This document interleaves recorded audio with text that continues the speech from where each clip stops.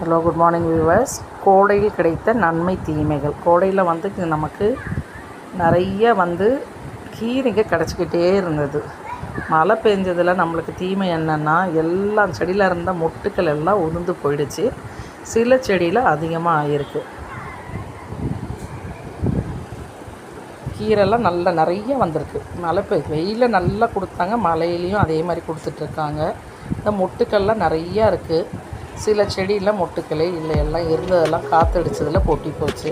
கொஞ்சம் பூ வரது நம்ம கம்மியாக தான் இருக்குது. மஸ்மிலான்னு வந்துகிட்டே இருக்குது, நிறையா வந்திருக்காங்க. அப்படியே சோளக்கருதில் நம்ம சோளம் ரெடி ஆகிட்டாங்க.